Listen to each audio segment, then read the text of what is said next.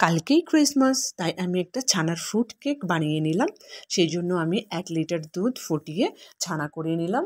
2 table চামচ vinegar আর 2 table চামচ জল একসাথে মিক্স করে ফুটন্ত দুধে দিয়ে আমি ছানা করে নিলাম। 5-7 মিনিটের জন্য ছানার জলটাকে ছাড়িয়ে নিলাম। ছানাটাকে একটু ভেজা ভেজা রাখতে হবে।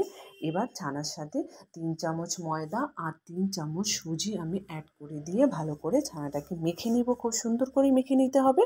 মেখে নেওয়ার পর আমি হাফ কাপ পাউডার সুগার আর সাথে একটু লিকুইড মিল্ক দিয়ে মিক্স করে নেব, হ্যান্ড উইক্স দিয়ে মিক্স করে নেব। নেওয়ার পর এর সাথে আমি ভ্যানিলা এসেন্স অ্যাড করে দিচ্ছি।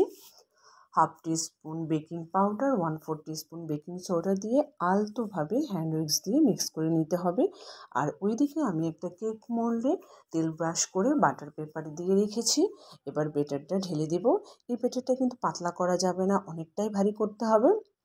এবার বেটারটা ঢেলে আমি উপর দিয়ে কিছু ড্রাই ফ্রুটস দিয়ে দিব। আর ওইদিকে 160 ডিগ্রিতে হিটেড ওভেনে আমি 50 মিনিটসের জন্য বেক করে নেব। তো তোমরা দেখতেই পেলে কি সুন্দর কালার এসছে। কেকটা কিন্তু সচরাচর কেকের থেকে খেতে অনেক টেস্টি হয়। তো চাইলে বাড়িতে তোমরা বানিয়ে সেলিব্রেট করতে পারো। ভালো লাগলে লাইক কমেন্ট শেয়ার করে পাশে